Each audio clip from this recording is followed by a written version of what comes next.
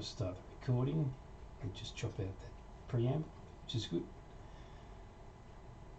I'm hoping at some point to be able to do something with these recordings. Andy, if you're out there, please let me know what I can do with YouTube. Thanks. Righto. So, I suppose I should have gone and got the miniatures that I finished off last week. Show and tell. Be right back.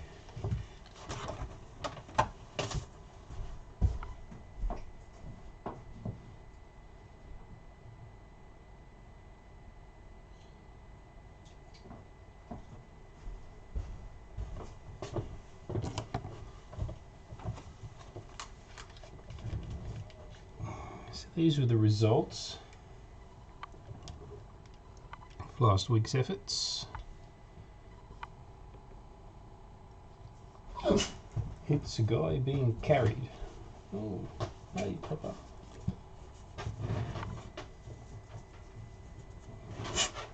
You can't eat them. Trust me, you can't eat them. This is some black lab, you want to bet?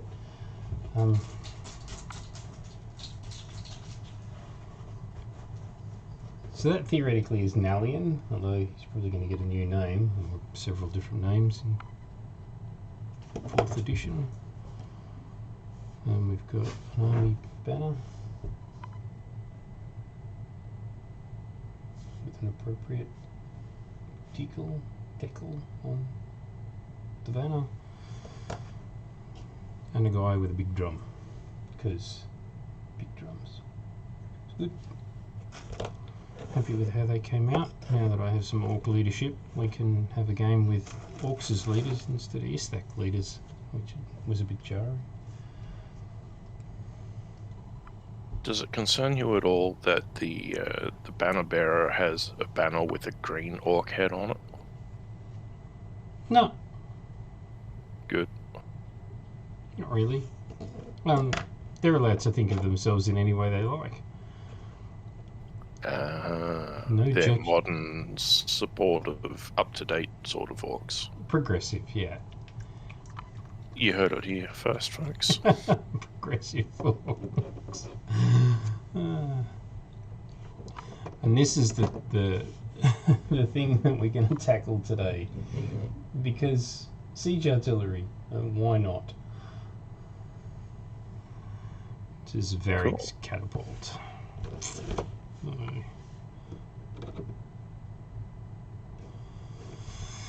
Alright, get into it. Because my partner is home today, and if I go to 10:30 again, she'll kill me.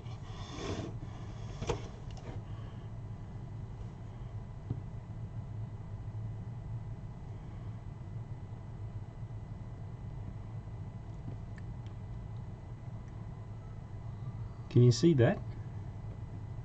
Yeah.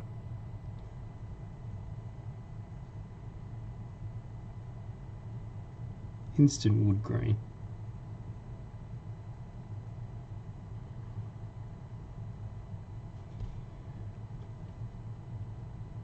Speaks to the quality of the miniatures. Yeah, it certainly does.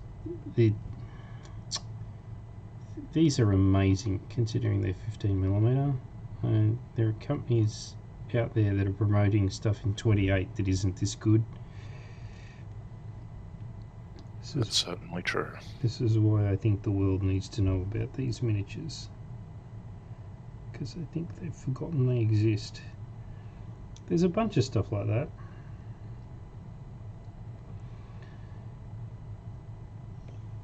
I find myself, because I'm working remotely, I find myself bored in meetings shopping on the Ralpatha website, which is good fun, but it's not doing a whole lot for my bank balance. You're spending more in shopping than you're making in sitting through tedious meetings. Yeah, not quite. If I was, then I think an intervention would be required. Not quite. I'm still... Must be nice to have that problem. I'm Well, yeah. I'm at the 30-year mark in my career, so I don't have children at home anymore. So, yes, disposable income is a thing. First time in my life. And it's only this year, mind you. My youngest turned 18 in January, so this is not an old feeling, it's a very new one.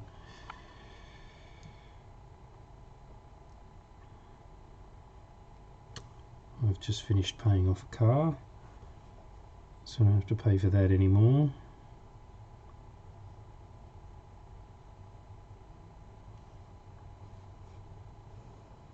But the significant other wishes to visit other countries, and so there's a savings plan has to go into place to be able to save up for that, which is fine. So, off to Liverpool it is. It's a good thing she only wants to visit other countries and not other realities. The first target's New Zealand. I suppose it's a little more attainable. It's a little more likely, given COVID in State the world. of the world.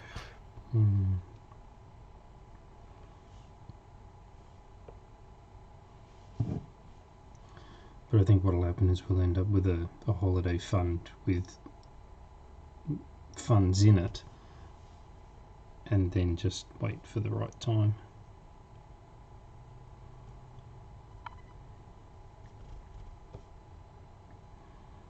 Because we're going to have to, the whole world's going to have to go through this Delta variant before international travel's a reality.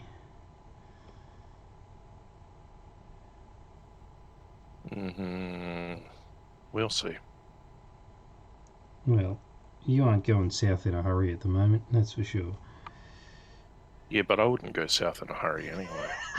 Oh no. We're No offence, but I'm a proud Queenslander and very parochial about it. Fair enough. I was just going to make the point that given what lies in between us, I wouldn't be either. Well, I wouldn't go there anyway either. No.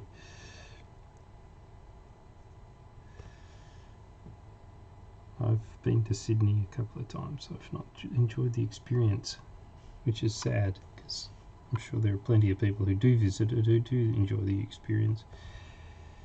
I'm yet to meet one. Me too. Still. There is one place in Sydney I'd like to visit, and that's it. Which is? It's a cafe in Potts Point. Right. I mail order coffee from them from time to time. Oh, wow. Okay. Yeah, they're very good. I assume it's in granule form. Whole beans. Whole beans. Much better that way. Much better. No, I just order out, interstate for 2 dozen lattes and some cream and some extra sugar, and 3 of them have got to have hazelnut syrup.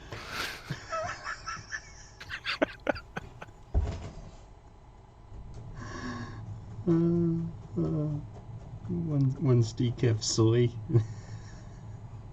Oh, God. I don't get it. I don't understand it. I'm sure because it's enough of a thing in the world that there is something behind it, but I don't understand it. Nothing that can be said on Twitch. Yeah. Yes, I do not go through and bleep this stuff. It's going up as we record it. Which is remarkably difficult for me because I have a potty mouth. Yeah, you do. I was going to say I try to filter all of that stuff out, but I'm in the middle of editing our latest play session. Right. More than a few have gotten through, and I'm leaving them in. Yep. I like them. When there's not that many of them, it has real impact. When there's too many of them, it's lost its impact, and it just becomes dreary. Now, these ones speak to the emotional state of the players as they interact with the world. Yeah, so that's good. we're not trying to be edgy or anything. No, that's good.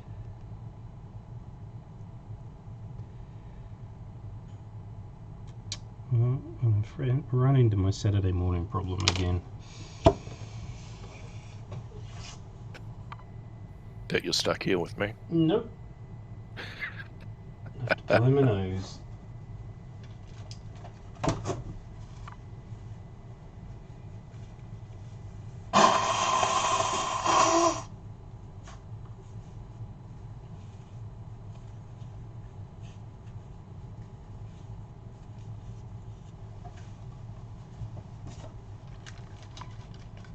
I literally blow my nose once a week. It has to be now. It is so frustrating.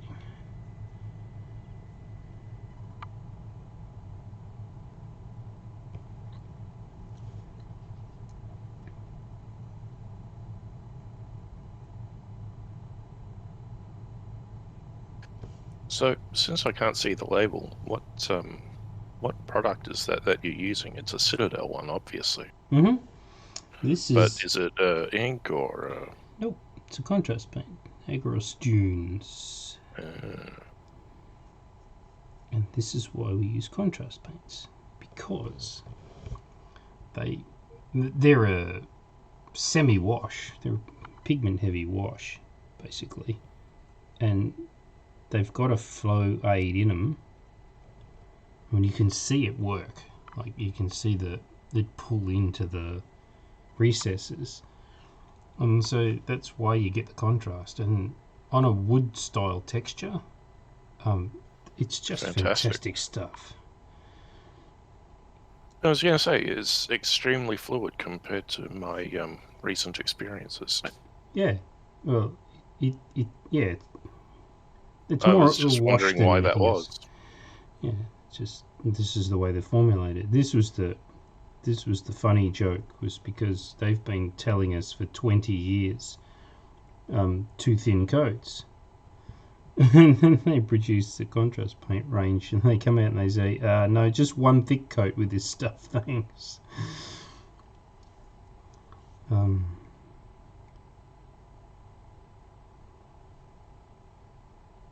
It's brilliant. It isn't universal stuff. You can't use it for everything.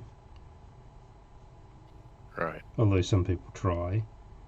But if you mix it in with the other techniques that you're using, you can get some really remarkable effect with it. But I have to say, it isn't cheap.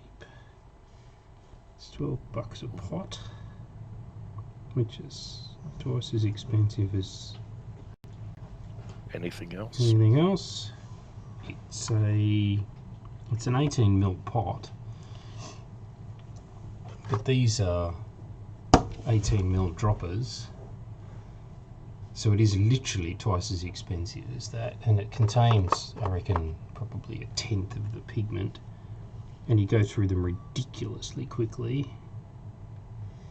Although I do. The two I go through the fastest, or I am going through the fastest, is the white and the black.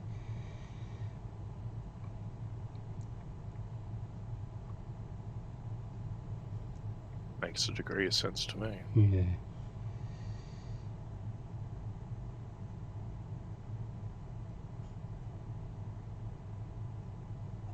The other thing to note is they wreck brushes, because there's a golden rule, and that is you never let the paint get to the ferrule.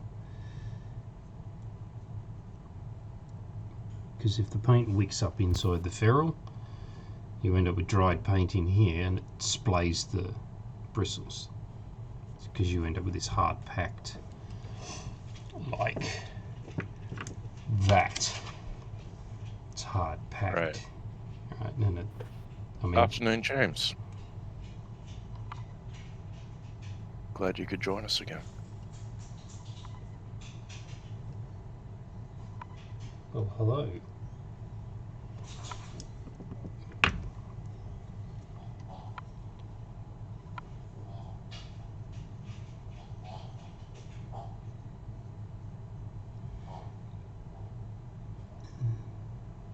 Is he being coy or is he on mute?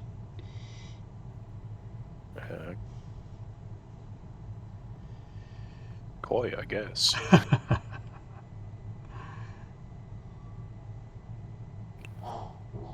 Alright. Sorry about that. That's okay.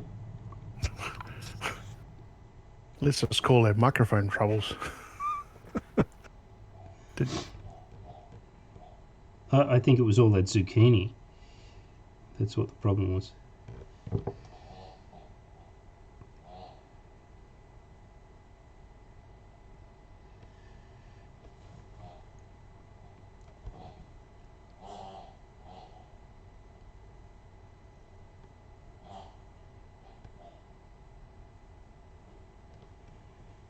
I suppose you can hear my dog chewing his toy in the background. Sure I can. wondered what that was. It sounded like something going, rah, rah. It wasn't me. I promise. I could be lying, of course. That's Oh, hilarious. if it's you, it's time to see a doctor. Yes. So what's on the painting menu today? Varric's Catapult. Because Varric was a guy who liked chucking rocks at people, clearly. As you do. As you do. So I noticed that you do a lot of your base coating in white or grey. Any reason for that other than using black as an undercoat? I usually use black, so... I hate black. I hate it. I don't know why... if I'm using a metal colour, I'll paint the metal black to put the metallic colour over the top of it, if I want the metal to be a darker, harder metal. But I actually find that even if you do a metal over white, and then you do the wash over the metal, and then you do the highlight pick out of the raised surfaces on the metal, it looks just as good. And white is better for absolutely everything else. Every colour that I can think of, particularly the contrast colours, you've got to put them over a lighter base coat. Yeah, I probably didn't actually qualify that. I tend to use black as an undercoat, and then I dry brush white over that as well. So it picks out the raised areas. Yeah. And then after that, then I'll do all my detailing and dry brushing, etc. Well, that technique has a name. That's called zenithal. It's called what? Zenithal. Oh, interesting. Okay, didn't know that. So, what they do with that particular technique, and I don't know whether you're achieving this deliberately or accidentally, what they'll do is they'll spray the miniature black, then from horizontal they'll spray grey, and then from above they'll spray white.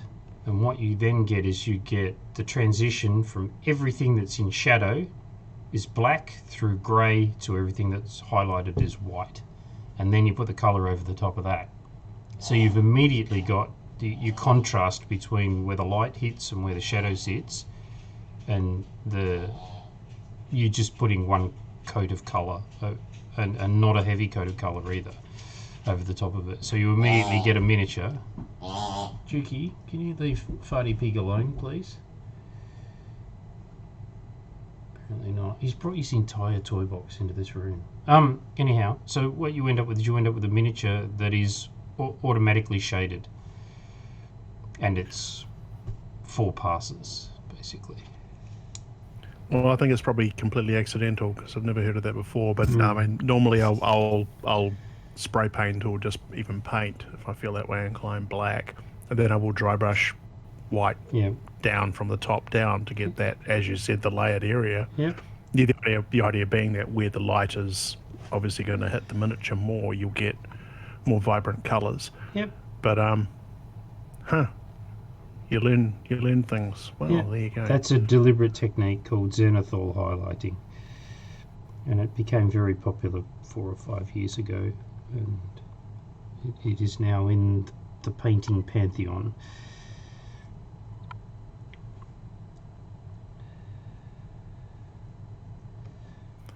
So is that up there with the good old bad old stick your base coat down, then put it in the what do they used to do, the different types of floor varnishes, you know, to get that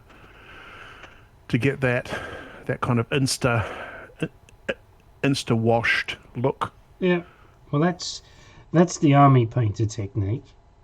They came out with those quick shades.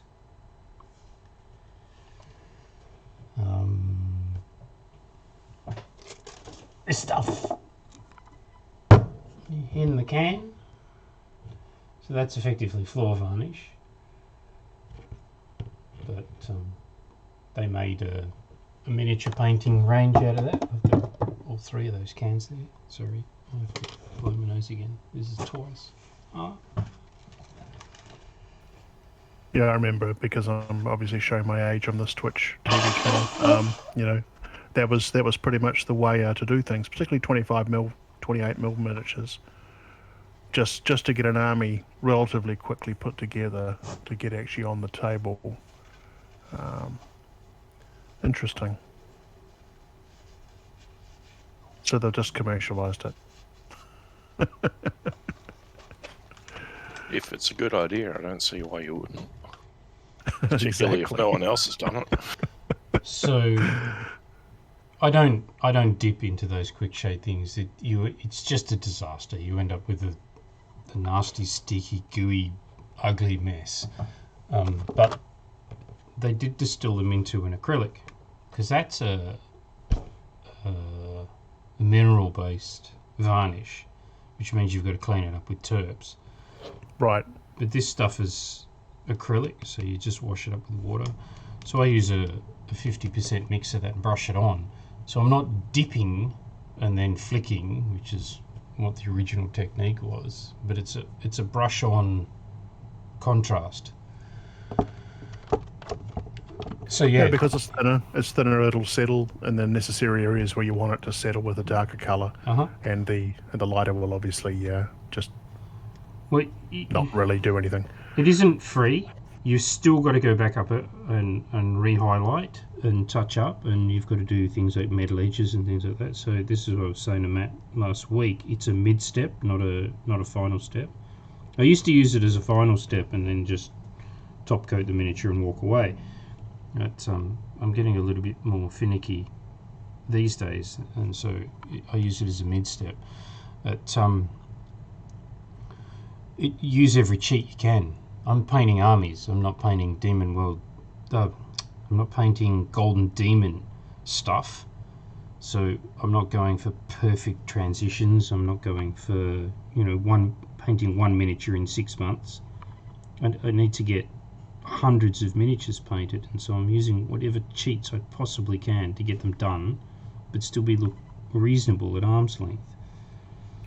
That makes sense, though. If you get a really good miniature, even if it's at what you consider to be a mid-stage, everything else is just gravy on top of it. You know, all the highlighting, picking out everything, all the detail and stuff. I remember the first army I painted was a Chaos army for Games Workshop, and I literally painted and washed every single rivet on every single Chaos warrior, and it was insane. But it was not necessary to get the army on the field. It was just a cool thing to do, just to add that little je ne sais quoi to or personalization to your army. Yep. Well, I did Tyranid armies, so I used the airbrush as much as I possibly could, because I had 400 Tyranid figures to get through. Okay, 400 is an exaggeration. It was 300. But the problem is still the same. The problem is that I don't want to be painting this Tyranid army when I'm 80, because my eyesight's bad enough already. But it was used every technique I could think of to get these things done, to get them table ready, without it taking forever. Painted a 430 figure 28mm Roman army in 6 months. Exactly the same thing. You've got to find out. You've got to pick the level that you want, and you've got to find out every technique that you can to get that level as quickly as possible. I understand that people want to do these things in different ways. You know, if you want to learn how to paint a figure to Golden Demon quality, go and watch what Darren Latham does, or Max Fillet, or Duncan Rhodes. These guys, they're awesome, absolutely awesome. You know, Louise Sugden, they're brilliant painters. If you want to watch how to do the Infinity stuff in the manga style, go and watch the Angel Heraldus stuff. He's magnificent, he's brilliant, but that's not what I'm attempting to achieve. You know, I can't imagine how long it would take Darren Latham to paint a 400 figure army. A very long time, but I mean it's a different type of painting with a different type of wood. So yep, with a different goal, and that's you've got to keep the goal in mind. And given that I just had another Railpath shipment turn up during the week that has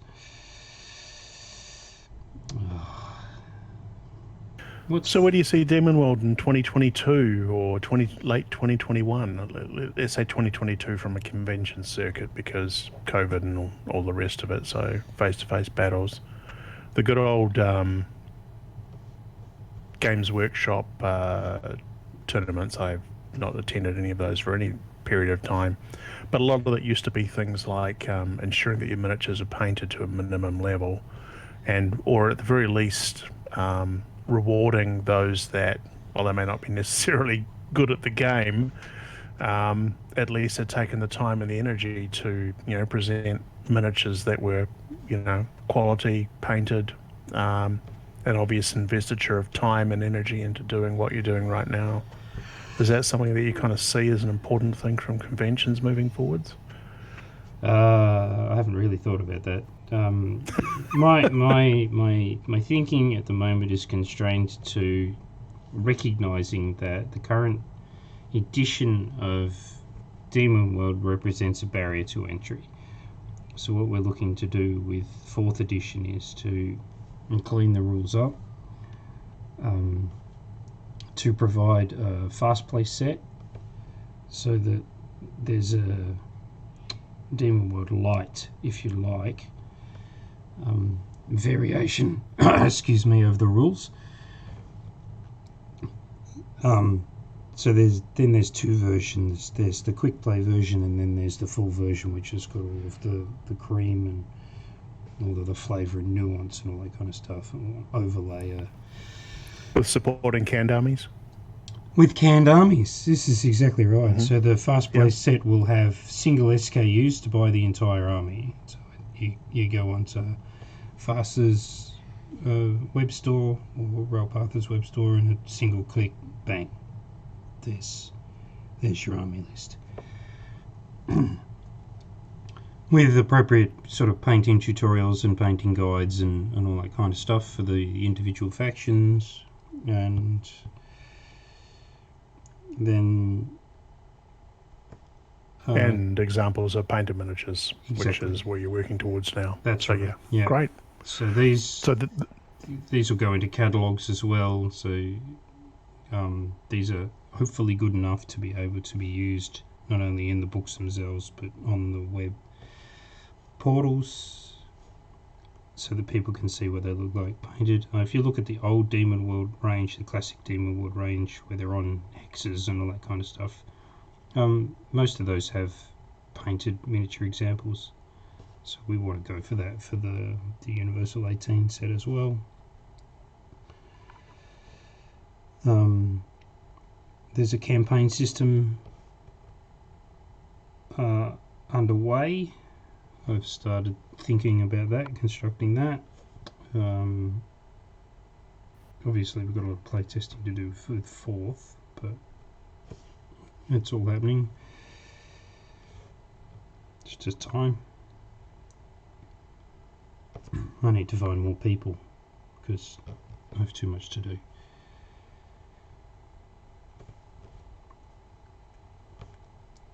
From a tournament sense, I don't know. I'm not deliberately writing them as a tournament set of rules, so I don't know whether they'll be playable as a tournament set of rules. Hopefully. Who knows? Some rule sets just don't lend themselves to that. That's understandable. I know Demonworld has a history where they did have a tournament circuit for quite a long time, and honestly, I have no idea whether that's still running or not. Other great minds may leap in for that. Who knows? But the idea of a pick a skew and you've got an instant army is definitely the way to go. Well, other groups like alternative armies, etc., are probably doing similar deals. So yeah. Well, that's the plan. The plan is that we're looking at this as these are fantastic figures. These really deserve to be. They are amazing figures. The level of detail is just insane for the scale. Yeah, it's just that is great. So we want to build upon that. We want to get them back out into the public and get them, the classic. The guys playing classic still buy them, still buy them in the kinds of numbers that they need to play classic. But there's no reason why we shouldn't be able to have a modern rule set behind them that people enjoy playing, that encourage the product in the marketplace.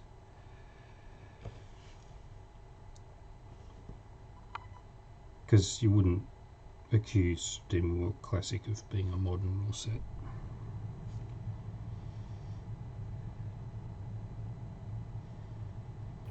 Agreed, and spoken as a fan of the classic rule set. Mm-hmm. The other thing I got this week as part of that shipment was the boats. There's a hybrid board game called Empires, which uses the Demonworld figures. Yeah, there you go. So I got the boats. So at some point in my spare time, I want to come up with some kind of naval rules, if you like, as well. Well, you said that will be a great differentiator. Man of War, cough. Yeah. Games Workshop again, cough. Yeah. Well, they've tried everything. Warlords games are doing the same sort of thing. It's of no surprise to me to know that the people that run Warlords were ex-Citadel Games Workshop people, because the companies run along similar lines. They thoroughly enjoy throwing things at walls to see what sticks. Righto. There, a wooden catapult. Very nice. So already. I'm just here to cheat. That's all I'm doing. I see the debates. People have debates about using an airbrush is cheating. No, it's not. It's a tool. Use it for what it's good for.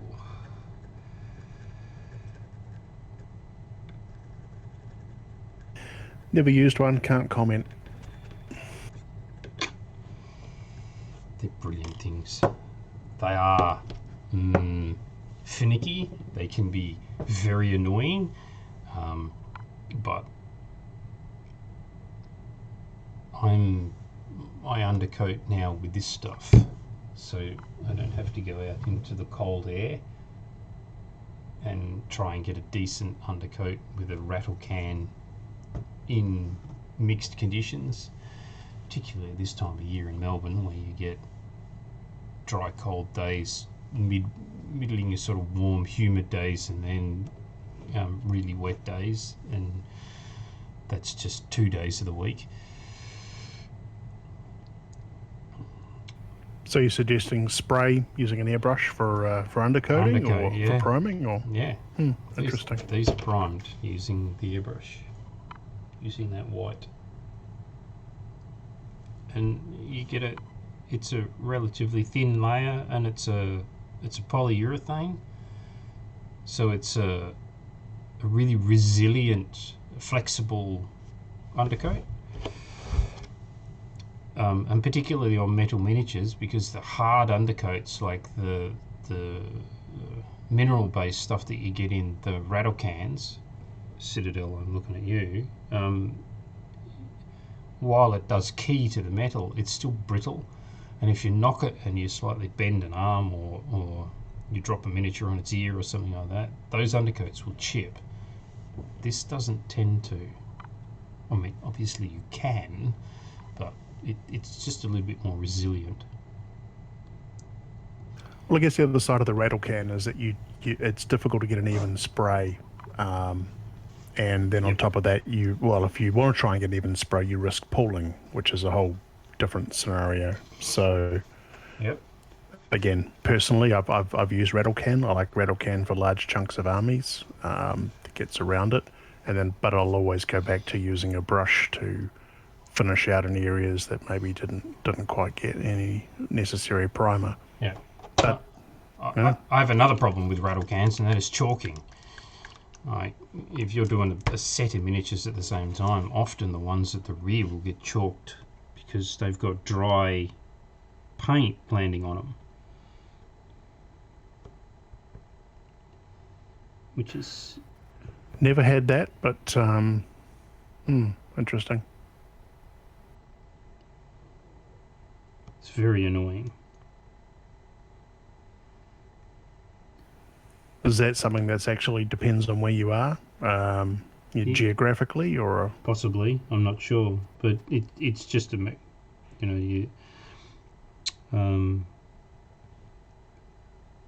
it's the fact that the paint coming out of the rattle can has travelled far enough that the paint has dried in the air and then lands on the surface and stays on the surface, and then more paint comes along and glues it to the surface.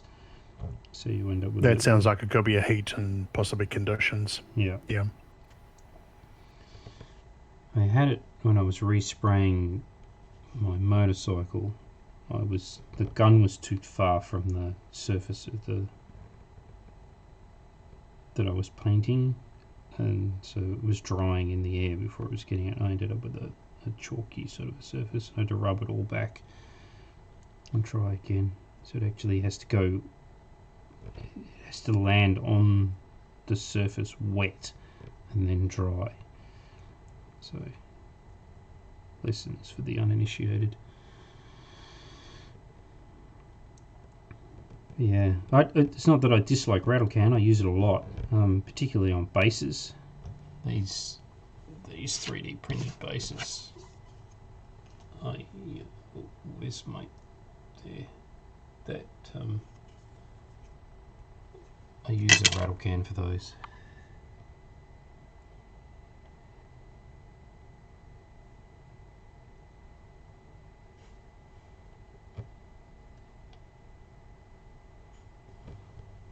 But I'm actually using the Vallejo rattle cans now, not the Citadel ones. Slightly better.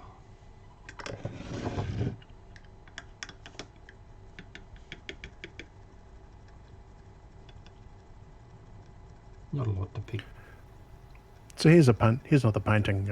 Maybe it's an experience thing. So if you're planning an army out, we're doing Demonworld, so let's say Demonworld army. Yeah. If you're looking at doing something like what you're doing, whether it's doing the base code, whether you're doing any highlighting or etc., is it better to actually do it unit by unit? or is it something that you want to do? I mean, like you may have a single catapult. Do you think it would be better to do maybe two catapults if you think it's something you might want to use in your army? I guess where I'm going is where is the sweet spot for doing this kind of work on a unit by unit basis if you have the potential for doing multiple units, if that makes sense. It makes sense. I'm formulating an answer around a resounding it depends. Let's start with the whole planning an army. At this point, I'm not doing that. I'm getting sets of miniatures delivered to me, and I'm getting through them as quickly as I possibly can. So if I were planning an army and I did have a theme for that army, I would sit down and I would list out the colours that I wanted for the various units. And I'm only talking primary colours here, like the primary colours on tunics and pants and shields and things like that, because I would leave the rest to the whims of fate, if you like. The sweet spot for units, I'm painting 2 packets at a time, which is 24. That's too many for some people. They like a Demonworld packet's 12 for an infantry, and that's probably a good size. So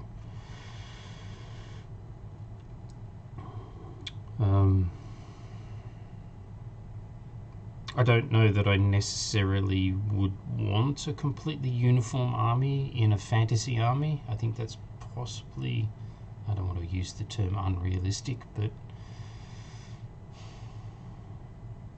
ambitious maybe. You know, if you had 8 catapults and they looked exactly the same, I think maybe there's something. I think that would jar. I think it would look odd. I think while there should be something that ties the army together, I think the variety makes it as much as the uniformity. You know, the Roman army I made uniform. It's you lay it out all on the table and you look at it and it's an homogeneous body of men, and you go, well, yeah, okay, that's what the Romans did. But if you go to a barbarian army and it has that same level of homogeneity, I think it would look wrong. So yeah, this is why I say it. I think it depends. What are you trying to do? Not much of an answer, I realise. No, that's good. Planning is always important, but I mean there are certain components, base coating, maybe getting the initial colours on, that are always going to be fairly uniform for an army. Period, across the board. I mean, if you're doing orcs, greenskins, if you like, and you want to opt for green, you're probably going to start with some fairly basic colours. Yeah. See, I've already bucked that trend because I don't like green orcs. So. Okay, well. So no, but you are correct. I picked orcs, grey orcs, whatever. I picked their skin colour. I went, so right, this is the skin colour of my orcs. So yes, there was planning involved. Things like leather is all going to be a very similar sort of a leathery shade. I mean, I have about 6 leather shades that I can choose from if I want some variety, but it tends to be the same leather colour across the entire army. There are apps available that you can get on your phone that allow you to scan all of your paints and then put paint recipes in so that you can go back later on and understand what paints you used to paint a particular unit or faction or whatever. I find those are very useful.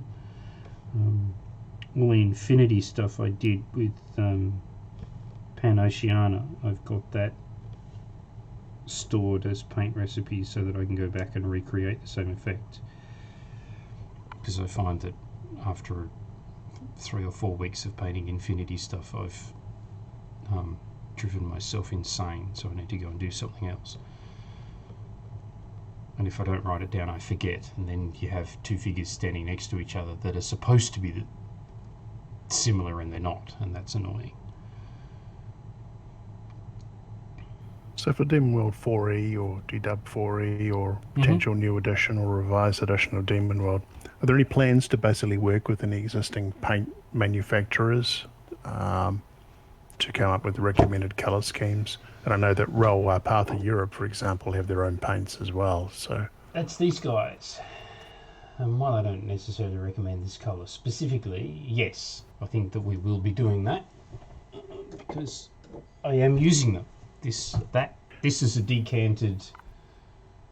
I decant them into dropper bottles because they're just easier to use. So I'll be having that conversation with somebody at some point to see whether that's possible.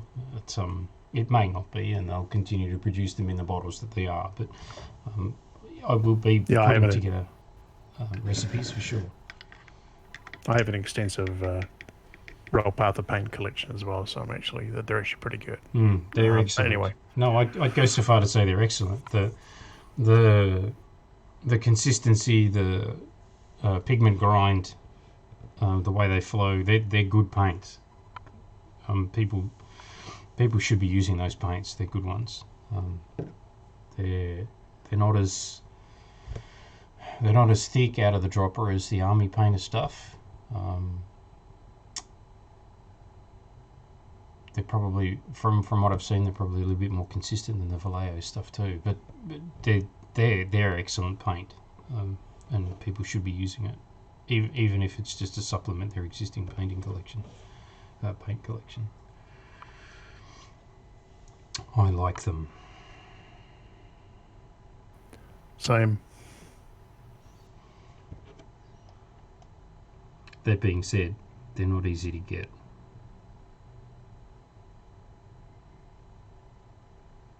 You can't walk down to your local model store in Brisbane, for example, and buy them.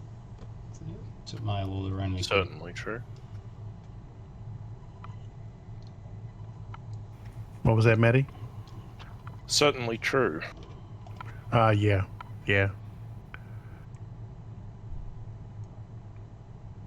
My local post office stocks a fairly wide range of miniature paints, actually, but not Path because, good luck getting them. Hang on, you said post office? Seriously? Yes, I did. Post office. Well, that's a first. Is that the post office looking for diverse Yeah, pretty much. sources of income? Yeah. As I understand it, they had a wall free in the rental space, and they sublet it and the staff to work the registers to a man who's trying to get a hobby shop up and going. Well, that is just awesome. Yeah, I think so too. Where is it? Corinda Post Office, Brisbane. There you go. If anybody hears that and they're anywhere near the place, go and visit. Kudos. That's totally. Yeah. The fellow has got a website, which I'm trying to remember, and I will throw a link to it in the chat if I may. Yeah, you may. Absolutely.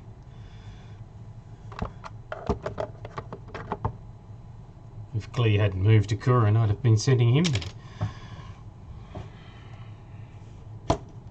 Because he's in the middle of nowhere now.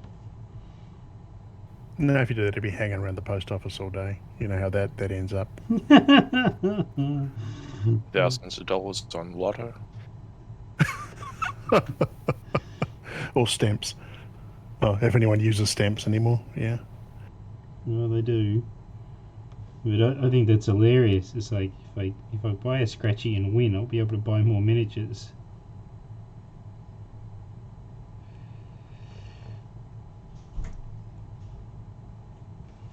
Just one more $20 Scratchy. Yeah, just one more. I'm reminded of the Mr. Creosote sketch. Of course, $20 will buy you a pack of Demonworld miniatures. So just saying. Two. $10 to $12 a packet. It's roughly what they translate to be.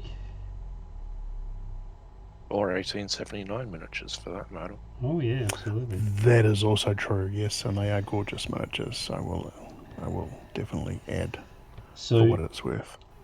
Paul Reed sent me a photo a couple of nights ago, which I thought was the most epic thing I've seen in weeks, and that was a 1879 British soldier with carbine, however you want to pronounce it, on a gargoyle. And I'm like, that is epic.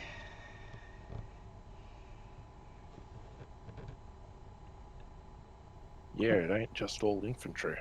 I want a unit of British infantry on gargoyles now. So that's going to happen. This is the part where I tell you what's on the third continent. Spoilers. You could tell me though, because I plan on going there in the podcast. Spoilers. I'm going to have to do that offline, aren't I? Yeah, you are. I could also tell you what the hat is as well from the hat fiction, because the hat's my own thing. But anyway, The hat or the HAT? the HAT, the thing that they tried to get through the portal that failed on numerous occasions. That hat. You know, the ruins that they came across that were pretty much all but stripped, except for the thing that looked remarkably hat-like, hence the hat. It's not actually a hat, it just looks like a hat. Sewed into the stomach of a cow to try and get it through, which didn't end up well for poor Sergeant Eccles, but... Nor the cow, I'd imagine. No, the cow was a done deal. And for those who are not Goon Show fans, and you may be Goon Show fans, but you'll probably recognise the reference to Eccles as being a reference to the Goon Show. Right. So, no, I didn't get that one either. Obviously, I'm not as... Spike Milligan. So, yeah. Right. Obviously not as worldly as I think I am. Oh. We need to make that up for you, Dan. Yeah. Maddie may already have picked that one up. I don't know. But I didn't. But it's been a very long time since the Goon Show has been aired on radio in this country. Oh, yeah. Yeah. For anyone, generally, across the board. But seminal British comedy for those that are huge fans of Monty Python. For those who think Monty Python is the be-all, end-all. No, trust me. You have to go a little further back. To the dark annals of British comedy and radio comedy in particular. So, yes. There were some fantastic ones to come out of the 50s and 60s. There's some brilliant... And they hold up. Totally brilliant stuff. Oh, totally. Swan and Flanders. The Reluctant Cannibal, and amongst many other light operatic comedy was kind of the thing. So I was a big fan of the men from the Ministry. The men from the Ministry is in the XTC spin-off, or the civil service incompetence. Oh yes. So you want to check out XTC, the band, the British band. They did a whole '60s pastiche, and albums to go with it, music to go with it as well. And the men from the Ministry kind of factored into that in many ways. Awesome. If you're an XTC fan, or if you're not, then you totally should be, because they're just totally underrated. This has suddenly turned to a music channel, but I won't go into that. It's a sideline. It's a sideline hobby. So, guys, carry on. I'm learning stuff.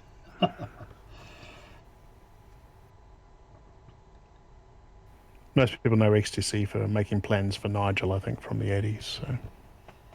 There was another track, and I'm struggling to dig it up out of my brain.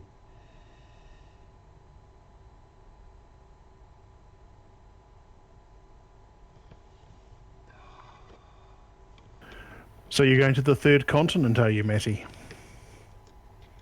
It's in the plans. Are you GMing or playing? I'm the GM and the architect of this misadventure. Oh, fantastic. Oh, well. Any ideas that you want to share with us, or something that you want to run offline? At the end of our most recent playing session, I seeded the idea of Camp Burlington, since you mentioned the hat. Still with you? Okay. Yeah, Camp Burlington is probably where we'll go next. But, you know, first they have to get back to their airship because they did something. Spoilers. There are plenty of spoilers. It sounds like this is going to be the spoilers episode, and Ross is probably going to kill me. But there was a conversation I had recently with somebody offline, and it's a published reference, actually, in one of the Earthdawn publications about, well, I'll just use the word beacon, because people can actually do searches on it. So the word keyword beacon comes up in one of the Earthdawn first edition published supplements.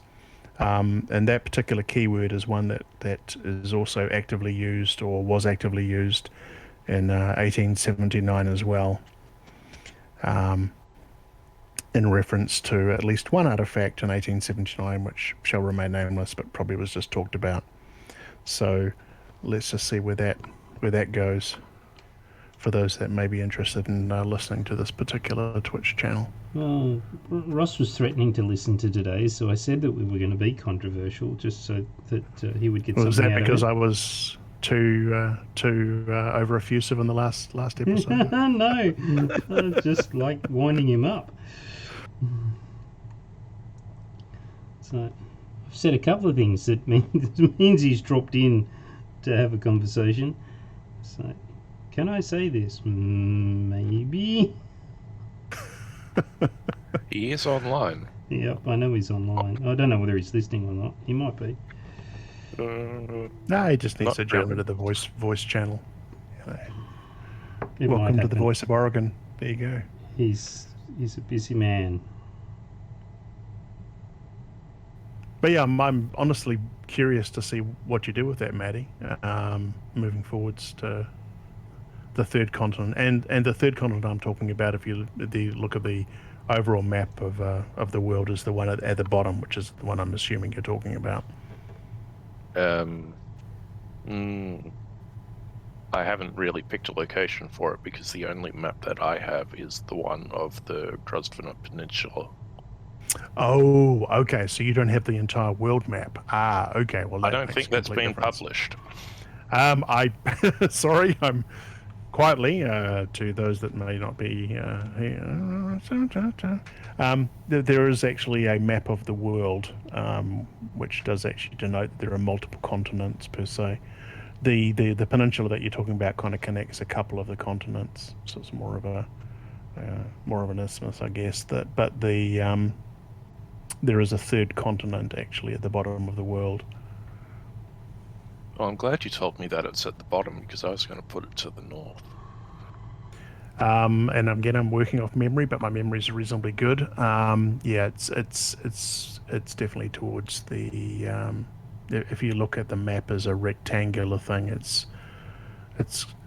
there's a continent to the north, and then there's a continent to the south. If you basically cut the Americas in half, it would kind of be akin to that. It's not the same as that, but it's roughly geographically like that. Gotcha. And there were reasons for that continent existing, and and stuff. Well, I'm looking forward to receiving the Fort Alice book when it is finally ready for publication, hopefully soon. I believe Brad has been working on that. He has. Again, from what Yeah. little I know. So yeah, hopefully that's actually coming to fruition. And I believe that the second adventure is actually will be done in conjunction with that as well. Hopefully. The news from that is all very positive. I can't go into specifics because I don't have any specifics, but it all sounded positive. Neither do I, so I'm completely full of bullshit. So I've got It no is as idea it at is. all. This is my natural state, Maddie. Come join us. We have cookies. I could do some cookies. I have a slice of pizza. Does that help? Was that a zucchini pizza? What is it with this zucchini thing? Is it because I've been doing too much zucchini on my face? Yes, I hate zucchini. I hate it. Man, Tromboncino is where it's at, man. Yeah. you're drowning Yeah. in it, man. I done an insane amount. I think my last count is 47 pound of the stuff, and I'm dreading going out into the garden tomorrow. It's 20 plus kilos of zucchini. So Oh look, we did. Our garden produced somewhere close to 400 pound of butternut squash last season. We did over 300 pound of cucumber. I still have jars of salsa sitting in my storage area. This season, our garden, actually our tomatoes are not doing quite so good, but I've done something to hopefully help those out. And but our zucchini and tromboncino and beans and stuff are just going stupid. So this is the season where we stuff basically in America at least, or in Southwest Ohio, because we have quite a nice temperate growing season, so we don't tend to get hit, and we don't get hit by major frosts or even snows. So our growing season's pretty good, but on our homestead property, our raised bale gardens tend to produce insane amounts of vegetables, which will be great, except our family, i.e. children, don't really eat a lot of vegetables, so that is what it is. They're learning that if they don't eat vegetables, they'll starve, so there is that. But except there's pizza, so they're not starving too hard. No, well, they're not starving too hard because I got lazy today and decided I was going to just buy some pizza. So anyway, My partner's son-in-law runs a pizza place 10 minutes from here. The temptation is, yes, suffice to say, we don't eat a lot of pizza. we don't normally eat a lot of pizza. Two of my children now work for a pizza company, so there is that. There's but, enough to put you off. Yeah, it's just. But sometimes you just can't be asked cooking, so. That's right. Actually, that's most of the time for me, which is good because I have a partner who enjoys cooking and who's good at it because she enjoys it. I enjoy it, but I cook every night, so. Oh, yeah. The other thing, And of I use a course- lot of zucchini, as you can. Yeah, tell yes. from my Yeah, Facebook. well, if you didn't, I don't know what you would be doing growing it. It's certainly not in those quantities. Jo likes to call it the hidden vegetable because if she grates it up and puts it in anything, it disappears. Stealth vegetables. Stealth for the women. vegetables, yeah. So if we have a bolognese, be rest assured there's a lot of zucchini in it. If there's a lasagna, it has a lot of zucchini in it. It's just hidden. Oh, that is a great thing Yes. because it is a very healthy vegetable. So. All right. But sadly, we cannot convert it to paints nor miniature models, nor can we answer the mysteries of the 1879 universe. Well, no, but we use it as fuel for those things. True, I guess, yes. So bioorganic paints aren't going to be a thing anytime soon. Zucchini green would be a lovely shade. Your problem is just that getting it stable so that it stays zucchini green. Yeah.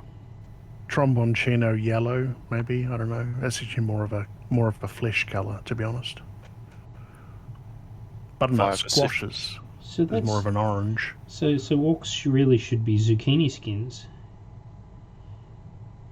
Probably. That'd probably actually work. Because it actually covers quite a spectrum of greens. It does.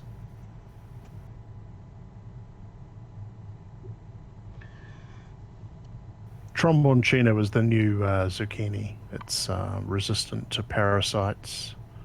All the things that kind of eat zucchinis and turn them into mush. And you can harvest it early, and it's just a zucchini, basically. Or you can leave it later in the season and it turns into a squash, into a winter squash. You can preserve it like a winter squash. Treat it like any other kind of squash. Very versatile. And how long has this thing been around? Quite a while. It just has never been really very popular. But in the homesteading community, which is what we're part of, it's becoming very popular because over here in the States, at least, there's a lot of borers and bugs that basically get into your plants and kind of kill them from the roots. And this thing doesn't get killed, and it's prolific. Right. Plus, it's versatile. So like I said, you can eat it like a zucchini, or you can just leave it if you can't be asked eating it as a zucchini, and then you can preserve it like a winter squash and turn it into soups and things. So. Tromboncino, also known as the zucchetta. And I know these things because I am learning.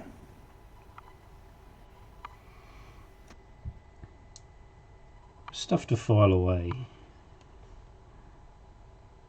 Probably would grow pretty well in Australia, I kind of suspect. It's remarkably phallic. It is. Yeah, it is that. and if you leave it, it gets more, phallic, I guess, and somewhat curvy sometimes too. But yeah. I'm just glad that Maddie found my level again. Dear God, you posted a link to it. Thanks, Maddie. So yeah, we kind of deviated from painting Demonworld miniatures to talking about phallic squash. So Ross has definitely got quite a lot to think about in future broadcasts of this particular channel with people who seem to be from the Antipodes or at least are expatriate Antipodeans. So anyone who's outside of that, thank you very much for listening. It's very kind of you. You're welcome. This is how you broaden your audience base. Through humour, painting, and tromboncinos. The there you go. lowest common denominator. The pictures in that link aren't super phallic. I made sure of that. Right. Not on Google image search. Yeah. There's one I've got which has got a guy holding them, which is probably actually not the right kind of image that we want to present, but it's pretty impressive.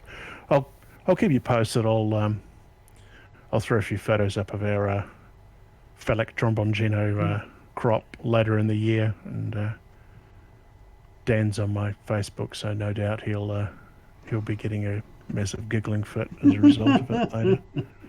Going, what the hell are you going to do with those? It's like, I have no idea, because genuinely I have no idea. Yeah, right. I'm still trying to deal with the butternut squash from last year. It's just like dire. $1.99 a pound at Kroger, if anyone's here in the States wants to buy them from the grocery store. Are you selling them to the local merchants? Oh, hell no. No. No. We're considering farmers markets later. Yeah, but, right. Yeah. Right now, it's highly experimental. It's a what grows, what gets eaten by bugs, and yeah, that's basically it. And then what actually do we use? So these are the three things. Yep. Though my beets did well this year, so I'm happy with that. What were they? Beetroot. Can't remember the exact variety, but I've got 24 jars of it sitting up in the pantry, and we've got the late season crop coming up too. So There's a real treat, actually. Well, pickled beets. Oh yeah, I mean beetroot in general is such a sweet, sweet thing. I actually don't do it quite as sweet. I mean, it's a sweet beet generally, but when I preserve it, I don't use as much sugar as the recipes call for, and it's just perfect. Yeah, it can be overpowering. It can, but if done right, it just adds to salads and it just adds to meals. The hard part, the classic Kiwi burger, for want of or should I say Aussie burger, maybe, I don't know. Always used to have like a big slice of pickled beet, or just beetroot in it. Very difficult to get in the United States. Very hard to find. Almost impossible unless you've got a specialty food store. So and beets are not actually that big a thing over here in the States. So that seems surprising to me, considering that their diet is quite sweet in general. To quote Star Trek, they're a very misunderstood vegetable. That is very meta and very true. Yes. Any vegetable that stains your shirt to the point of having to toss it out is probably not a vegetable that you want to eat. And here we are, back to bioorganic paints. There we go. Gentlemen, I am going to have to disappear. My beloved has come home with things that you need to deal with. That I need to deal with. It's only $9:15. I've learned a lot. I know. I've learned a lot from the painting. Thank you very much, Dan, as always. You're welcome. Maddie, always a pleasure speaking with you. Likewise. Thanks for being here. And sing out if you need any other players for your 1879 game. I'm kind of curious where you're going. So feel free to tune in. Will do. Thanks, James. Be well. Safe journeys. Always. Say hi to Ross. Catch up with you later. Hi, Ross. See ya. Hi, Ross.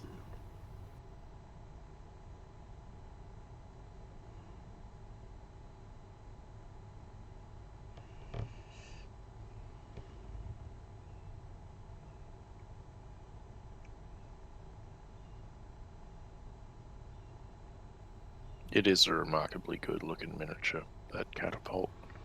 It sure is. I'm just trying not to detract from it too much. Is a hidden continent still a hidden continent if you found it? As my understanding of published material is, the British know of its existence, right, but haven't gotten there. Right. How did they learn of its existence?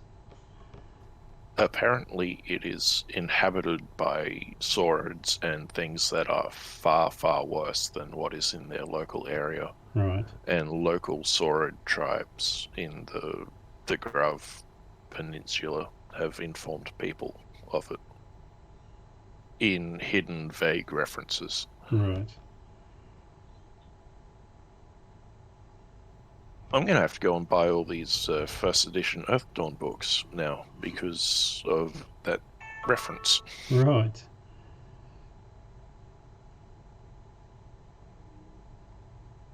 Yes, I only relatively recently fell into Earth Dawn with 4th edition. Okay. So I don't have any of the old stuff. I didn't think the early stuff was still available. PDFs available for sale. Oh, okay, it's PDFs. There you go. The modern world. Right? Well, I wanted a copy of In Her Majesty's Name, but they want silly money for that.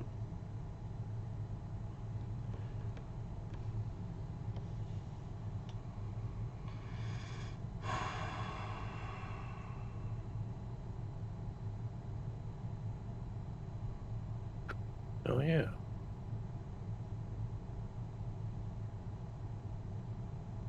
Holy cow, that's an expensive book. Yes. What was a $30 paperback?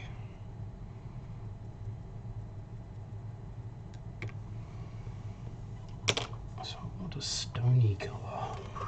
I assume these American oh no, that's an Australian website. Yeah, that is the one problem with the hobby in this country. Mm-hmm. We just don't, nothing gets published locally, so That's right. everything is insanely expensive. Well, I think this is because it's gone out of print and people are hanging on to copies that they had, and they're waiting for the desperados like me to come along and go, oh, I really, really have to have that, and I'm willing to pay 6 times the original asking price. Well, I was thinking more in terms of my local friendly game store, which has Shadowrun 6th edition beginner's box set for $95. Right. What's its RRP? In America, it came out for $15. Oof. Oof. That's rude. Yeah.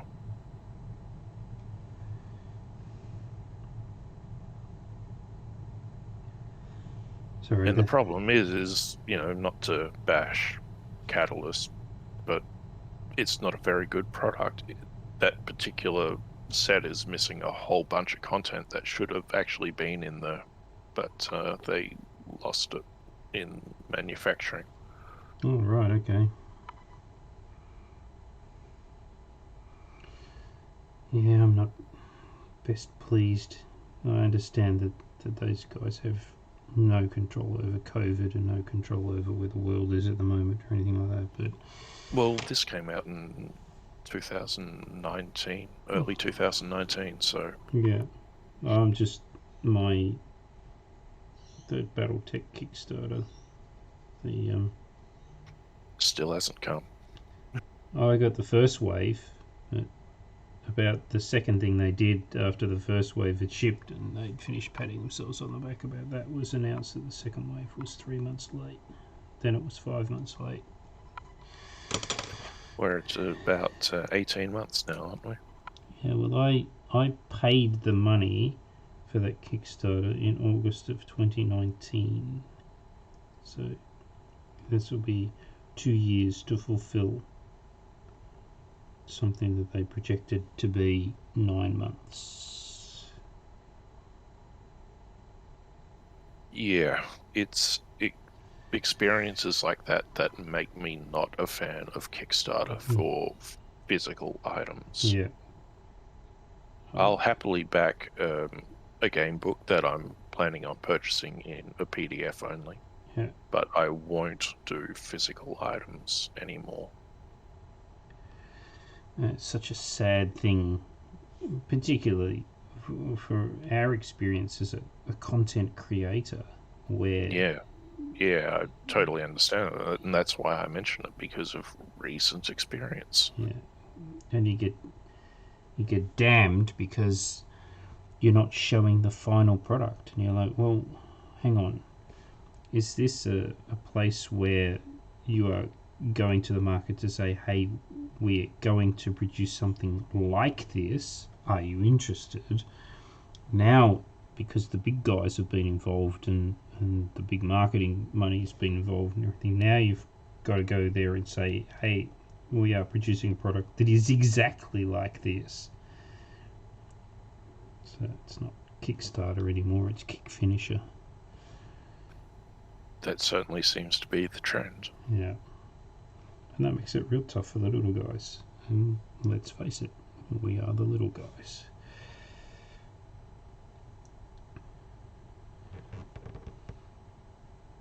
How fortunate that we still love you, and we'll still buy your products when they're available. Not enough, unfortunately. Well, that's my assumption. We've learned some things. So, you take away the learnings from it, it's a good thing. If you don't learn from it and you do the same thing again, then that's a problem. So, you're allowed to make mistakes once. I see it as the future shall be bright for Interceptor. I hope so. That's what I choose to believe. Yeah. Don't go spoiling my fantasies with reality, hey? Yeah, I have no intention of it. I fully want to see the thing do well too. I've put an enormous amount of time and effort into it, so I would actually like it to succeed.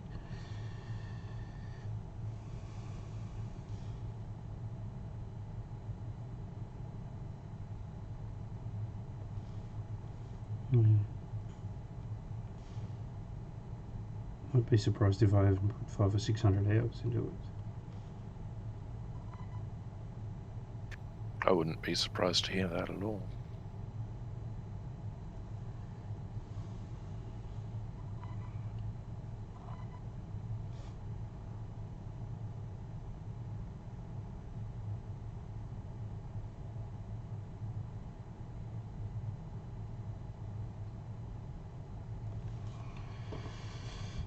Probably should go back over those wheel rims with black.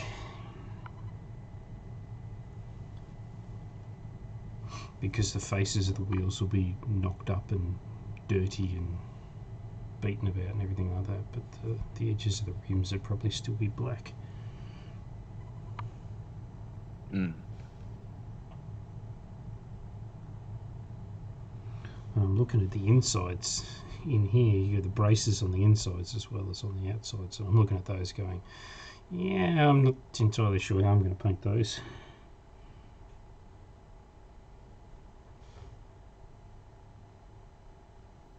Rusted. Yeah, they'll definitely be rust added. Definitely. Chipping and rusting and stuff.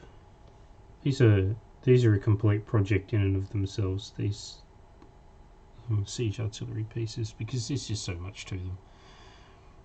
They're just beautiful.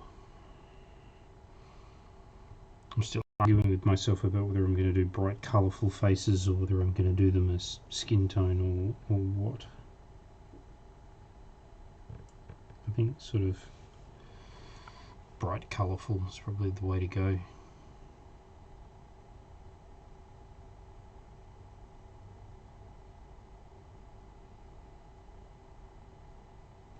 Yes. Don't ask me for an opinion. I got no idea.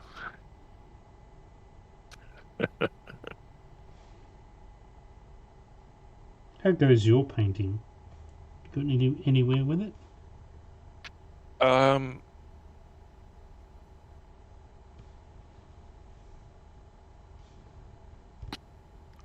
at the stage where I'm going to put, thanks to your suggestion, the wash over all of the Highlanders. Right. So that's where I'm up to. They've all got their initial coats on, then they'll get a wash, and then Cool. white stuff will go back on where white stuff needs to go back on, that sort of thing. Yeah. And then I will try and experiment with basing, because I ordered some tufts and gravel with the wash components. Cool. And my shipment from Ralph Arthur arrived during the week as well. Awesome. So, yeah, I mean, those 1879 Samsung miniatures are gorgeously detailed. Yeah. Gorgeous, gorgeous, gorgeous. Yeah. Yeah. I don't think I can do them justice, to be honest. But I'm going to give it a damn good try. Yeah.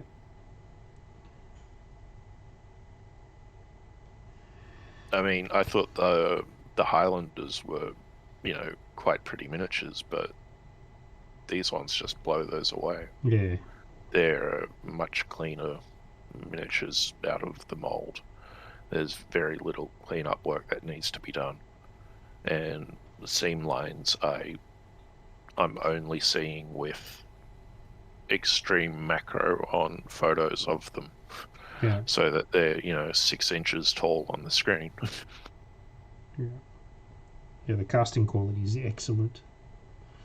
That's what I'm looking for. The casting quality is, it's beautiful. They're beautiful sculpts too. Mm-hmm.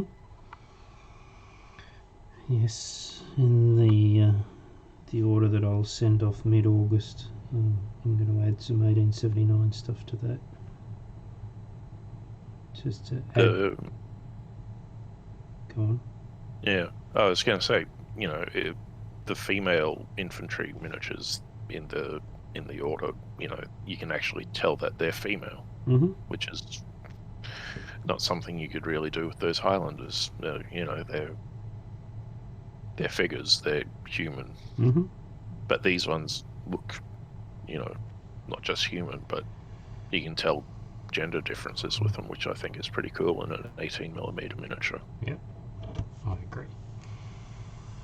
And they're not, boob plate or anything like that. They're serious sort of armor. They're very nice, very nice. I'm looking forward to coming to grips with them, but I need to finish my editing first. Which I hope to do today, because I ran out of my bandwidth allowance for this month today.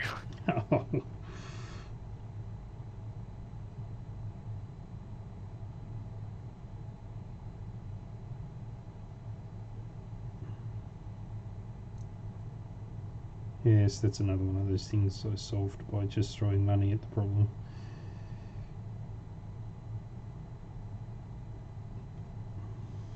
Working from home, I can't afford to have a bandwidth cap.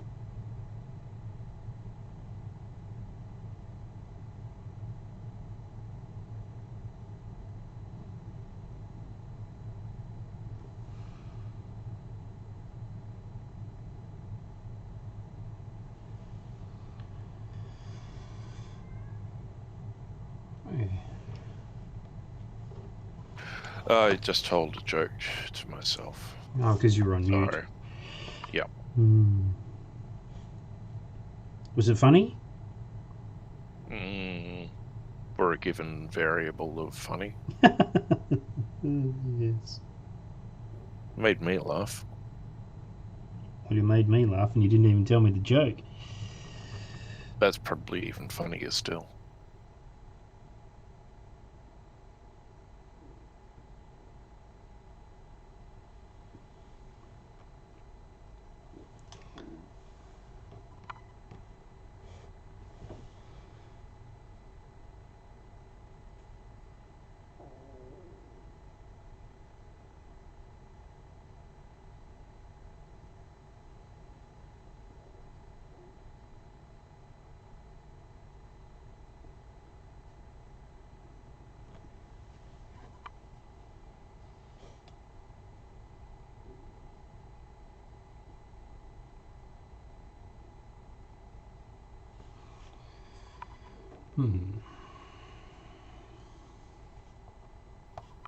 Just in case you're not keeping an eye on the clock, it's just hit 9:30. Right. And I wasn't keeping an eye on the clock. I'm absorbed. I can tell. It is amazing how far this siege engine has come in the last 90 minutes.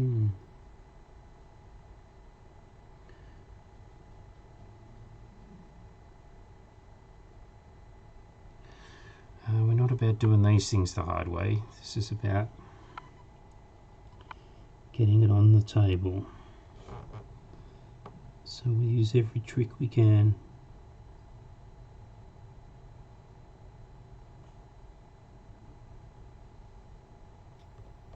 Any plans to put something running from the winchy, windy bit to the throwing arm? Yep. Like a cool. So I'm going to add a down brace, but I'm also going to add the I don't even know what you would call it, the bowstring, for want of a lack of a better term.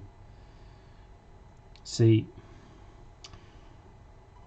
I also have been known to build wooden sailing ship models, and because I am the most extreme nerd that you've ever met, I have a rope walk, because I made a rope walk.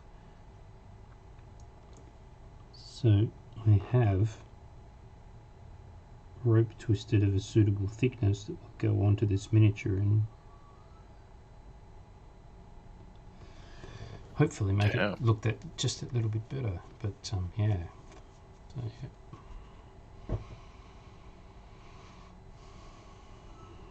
Of course, I don't exactly know where that stuff is. I'll need to go digging around in the garage to find it, but I do have it. The rope walk is not set up. It has to go into the new workshop when the new workshop is erected, if the new workshop ever gets erected. Currently waiting for the steel manufacturer to manufacture it.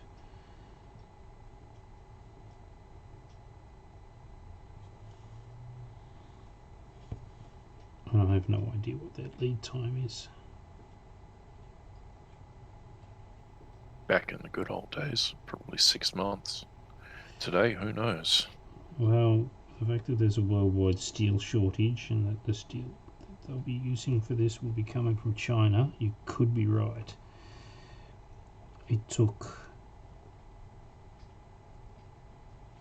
4 months to get the extra permission from the council to locate a building on the property, because we're over standard block coverage, because standard block coverage is 80%, and we're already over that because there's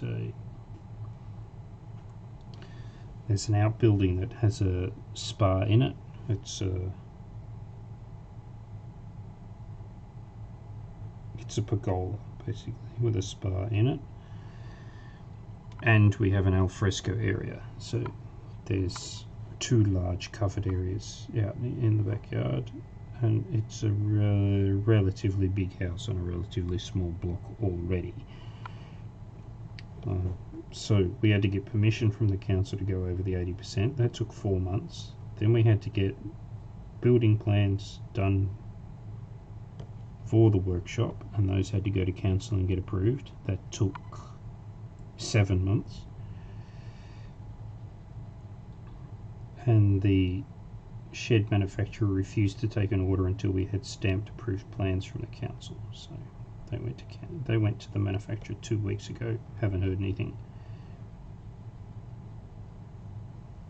An uncle of mine got himself a steel shed in, I guess, 2015, of a fairly large size, probably a fair bit bigger than the one that you're putting in. More than likely.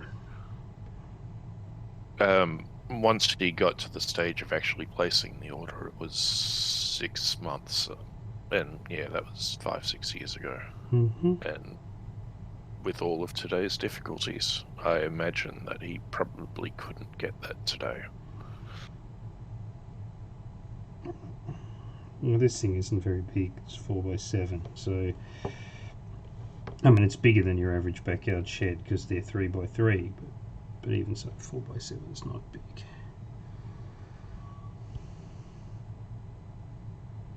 I think this one was 21x7. Yep. Reasonable size.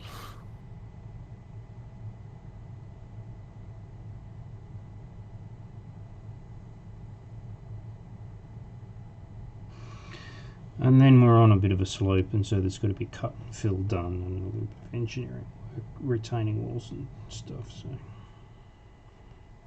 Couple more months for that. well, my partner's son is a master builder, so. But it's still, if you're over a metre for your retaining walls, you No. still need an engineer for it. No, it's not anywhere near that. Well, that's lucky. It's going to be 30 centimetres at worst, I think. That's hardly even worth bothering about. We'll probably end up just doing a slope cut rather than a retainer. So, but I've got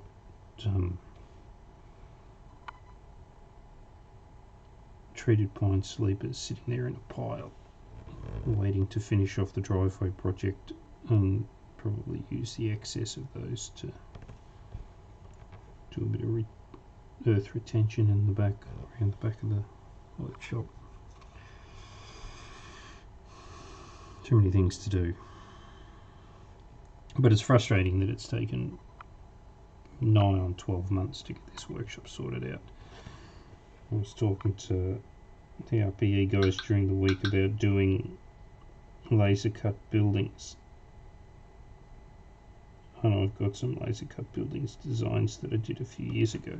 And I can't do new ones because my laser cut is still buried under piles of stuff. And you can't just get those things out, turn them on, run them, and then put them away again because they need a flowing water supply. So you've got pumps and coolers and all sorts of stuff that you need to sort out. So it's a bit of a pain.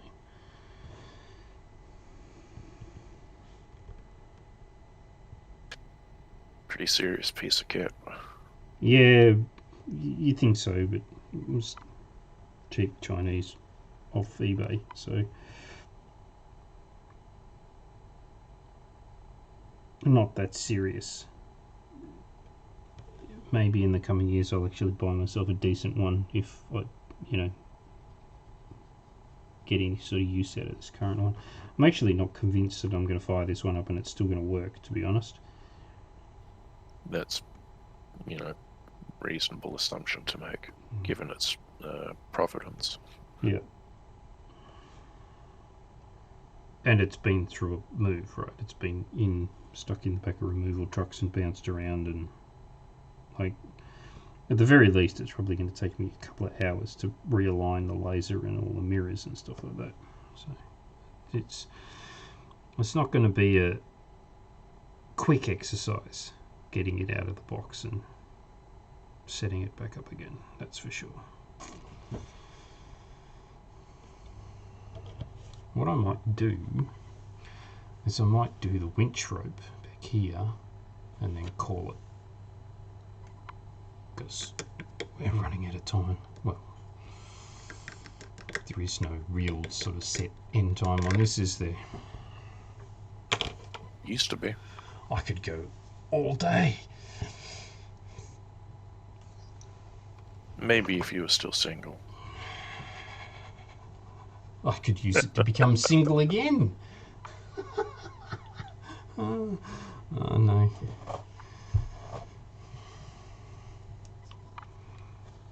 Too many other things to do, sadly.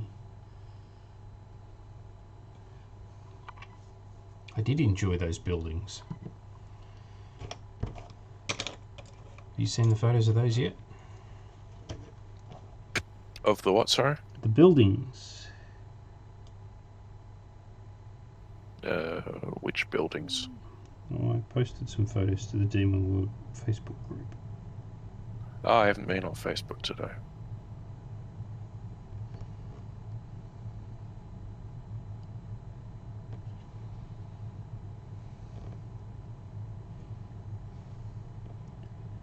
So they did their village set a couple of nights ago, and I got a couple of ruined ones as well. And I posted photos of those last night.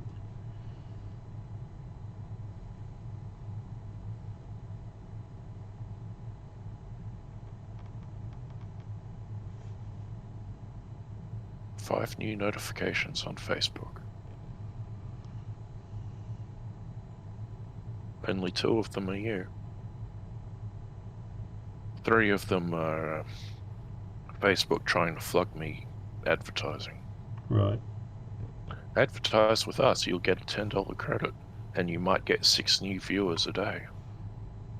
Might. Yes. Yes, our experience with that particular brand of advertising was not positive. If they have to flog it this hard, I know it's not going to be positive. These are incredibly ruined buildings. Mm-hmm.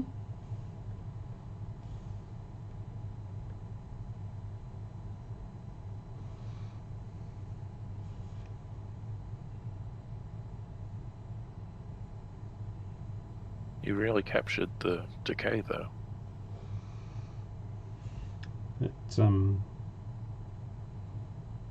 The flaking walls on the second story of one of them, that came I'm out looking at that one right now. spectacularly well, and boy, oh boy, was that an accident. I didn't mean to do that at all. It's like, well, I'll pay that. I'll take it.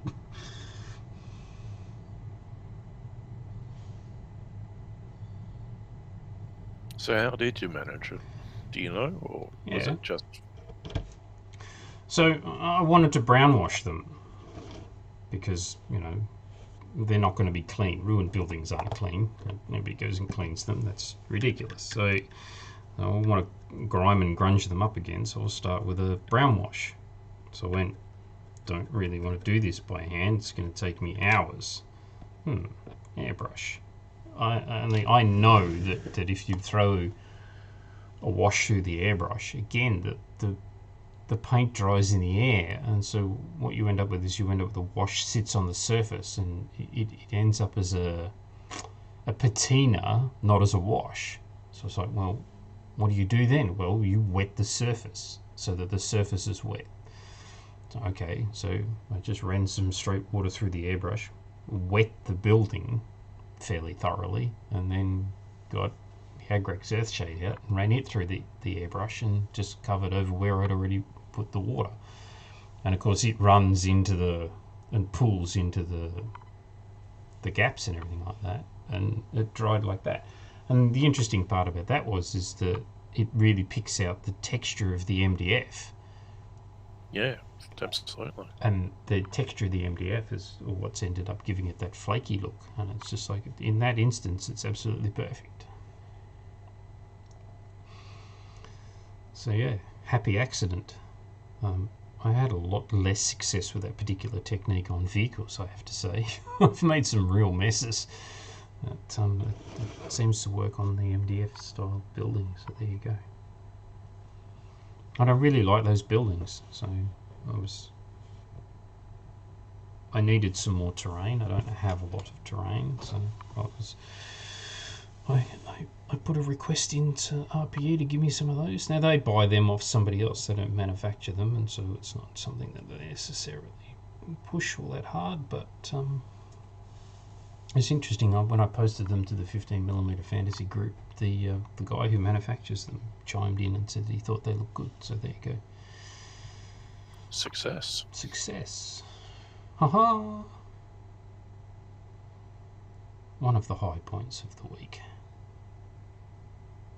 And they do look good. Yeah. So there you go. Alright. As always, been a damn pleasure. It certainly has been a very enjoyable time spent. Thanks, Matty.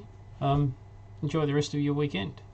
And thanks to everybody else who stops by and watches the videos. Good stuff. It does happen. It does. Ha! See you all next week. Thanks, Dan. See ya.